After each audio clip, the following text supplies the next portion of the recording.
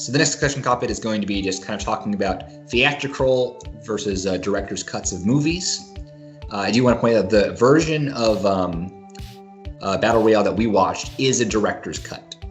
And so, let's not talk too much about specifically what that was, because we'll save that for the movie discussion. But that kind of makes it, more prescient that kind of what are your feelings generally on director's cuts? And obviously there's lots of, there's director's cuts, there's extended cuts, there's unrated. Yeah. Special editions, final cuts. Oh boy, it's a very exciting world, and I'm just so ecstatic about it. But what are you guys' feelings? Are you usually do you think that's always the definitive version? Do you think that you wait for like a critical consensus? So like, what is the best version? Or do you tend to like one thing over the other? So, I mean, I like to generally see, I think, what the general consensus is. But I think when it comes to films, the general consensus, I can count on one hand the amount of films that people say like the director's cut is the better version, like always. There's Blade Runner, Kingdom of Heaven, which I've never seen, but another Ridley Scott film. And is there anything else? That's it. That's all I can think of off the top of my head. And I feel like I've seen so many times, even directors say like, oh, like, I just prefer the theatrical version. That's like the actual director's cut. Because half the time they use the word director's cut. It's just a studio kind of gimmick. It's just a different version of the film, but director's cut has some kind of, I don't know, tinge or cred to it. I don't know, some dumb bullshit, but And I mean, I think the most infamous one by far is Star Wars, right? That original series Star Wars, all the re-releases. Oh boy. No one likes them as much. Like, it just has always been the case that everyone thought it was worse, all the changes that they made. Yeah, well, we come to the problem where I don't necessarily have anything against director's cuts or special editions per se, but you bring up Star Wars and you get to the point where some films actively erase versions of the film. Like, the big problem with Star Wars is that you can't watch the original theatrical versions, like, or they've never been like officially released. Like, you just can't buy them. Like, it's only the special editions now. So you get to the point where you're actively like erasing like past history, which people still want, and it becomes a nuisance, like a bother, to the point where fans have made their own. Like, have you ever heard of the despecialized versions? Like, fans have like gotten like different sources of Star Wars and like recreated the original theatrical version in HD. And at that point, it's like, why not just release the movies? People obviously want them. You'll probably make money off of it. So yeah, it's just a sore spot for me when it gets to that point. Like, I don't know why you would do that. Like, because most films, I think, generally, if you buy it, you'll have the original theatrical version, then maybe the director's cut. So you have the choice. Okay, fine with that. But when you have movies like Star Wars or something like Amadeus, you can't buy the original theatrical version on HD as far as I know. There's only the director's cut. And that's a movie where a lot of people prefer the original theatrical version of the film. So I don't know why you wouldn't release it. Yeah. Yeah. Have some strong feelings on the subject matter. I think that's fair. I think that so I feel like your point that sometimes the director's cut is not really even like an artistic statement from the director, that sometimes it's just like, how can we get fans of this film to buy it again? Every unrated cut ever. Yeah. Right. Exactly. So you're right, and that's a big issue. But I this is when I am most sympathetic of director's cuts. Is when they have created a film, and then they put it in front of a test audience, and the test audience doesn't like the ending because it's too depressing, and so they make a happy ending, and then that's the theatrical version. And I am a very pro director's cuts then when we have access to the original vision, I guess, of that film. Because I had only recently seen 28 Days Later, and in the version I rented, it showed the theatrical version of the film, and then after the credits, they showed the ending that the director intended to be there. And I haven't even seen the director's ending for that. I just know the normal theatrical version. What I will say is that I felt like the director's ending made a lot more sense in the context of that film. So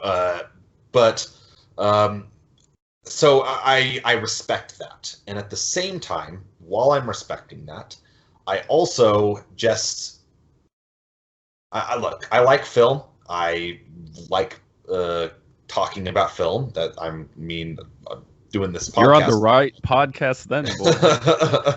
Yes, but I will say that even though I respect the action of it, the fact of the matter is that I don't always feel like I can be bothered to watch a film with a slightly different thing at some point in it after I've already seen one version of it, so it's like, yeah, I support director's cuts, especially when it comes from the director, but I feel like I have to qualify that, like, at the same time, I'm not so passionate about it that I need to see those films, if that makes sense, Well, let's say, and this is not just for Adam, how anyone wants to answer.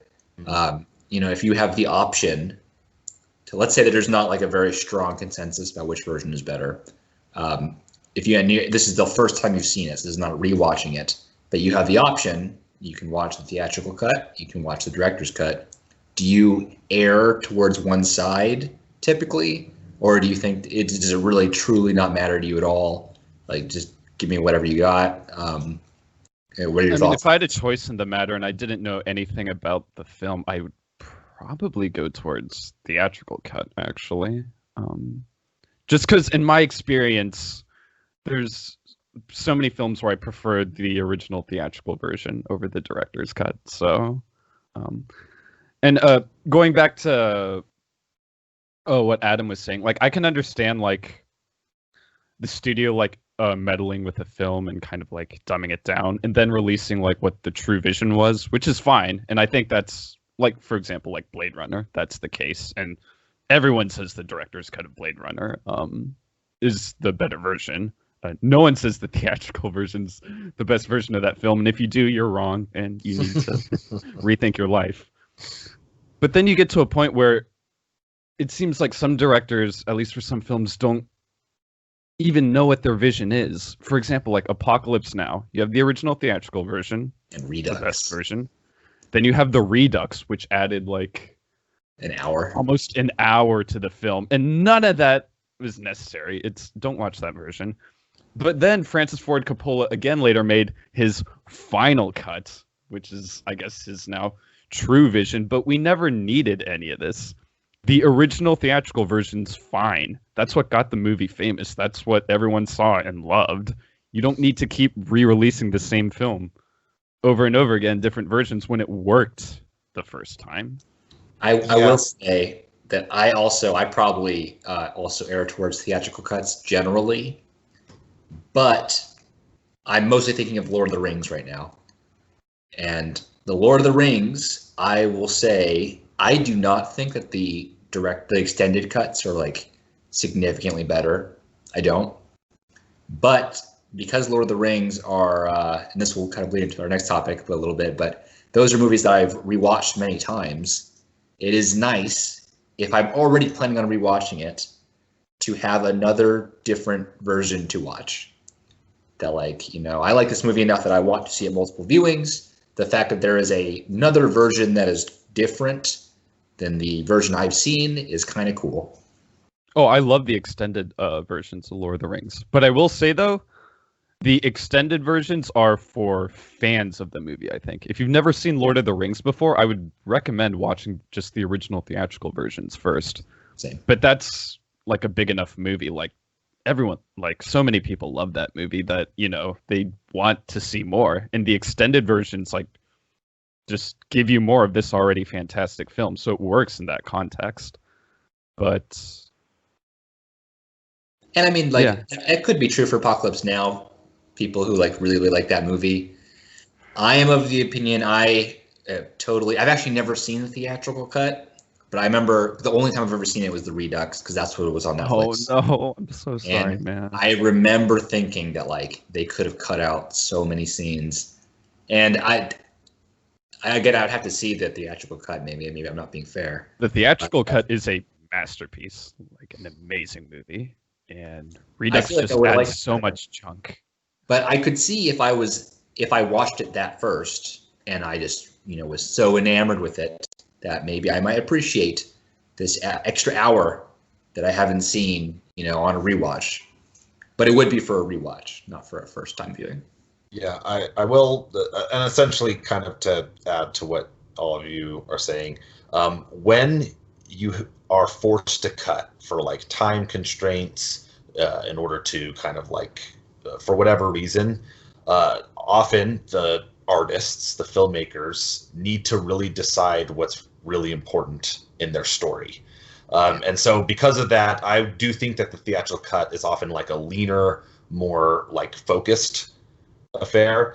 But yeah, I still, again, I tend to support director cuts because sometimes what gets cut is something that really contributes to how that filmmaker was seeing the meaning in their story. Like it was contributing to some kind of understanding of what they were doing. And so, I mean, can't get mad at that. Yeah, I mean, there are some films where you can make an argument for like both cases, like the original version and the special edition, which I could do that for Battle Royale, which we'll talk about later. But yeah, generally, I think like what Adam said, that's the reason why I prefer theatrical cuts generally, because they're just like leaner. There's no fluff. And I think pacing is a very important aspect for most movies. You don't want like everything to be like a 3-hour long like rambling mess that goes nowhere. Like, no, yeah, like conciseness, like focus. I really appreciate that in art. Yeah, and I guess let's wrap this discussion up just because I want to touch on unrated versions because I kind of want to dispel what a lot of people, because what you think unrated versions are and what they actually are not the same.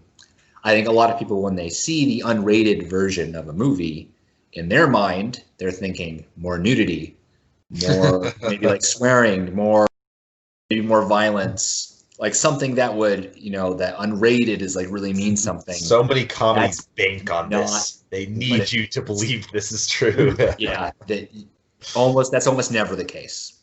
What unrated means is it means that it was not released in theaters and therefore was not given a rating because they added like an extra 2 minutes of like a talking scene or something, like some totally superfluous extra little bits, and then technically it's unrated. Like it's literally one of those things. Maybe you get like 2 extra frames of booby in one shot, but I won't say it never happens.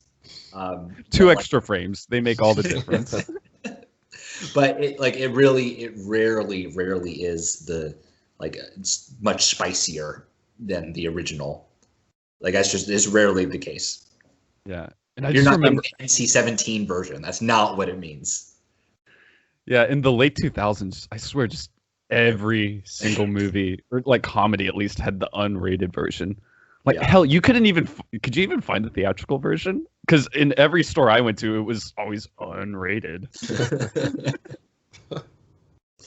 And I mean, and I always thought that unrated meant that. Like, I always thought that it meant like this was like the more, vulgar version of the movie. But it is just a marketing tactic, people. Like, don't be fooled. Yeah. That being said, it's true. I don't see it as often anymore. I think partly because DVDs are just a dying medium. So I think everything's on streaming now. So and usually the streaming you'll get like theatrical cuts. Yeah. They don't need a reason to sell it to you because you're already paying. So I guess a lot of these things have kind of gone by the wayside a little bit. for better or for worse. Yeah. What we're basically saying is that George Lucas sucks.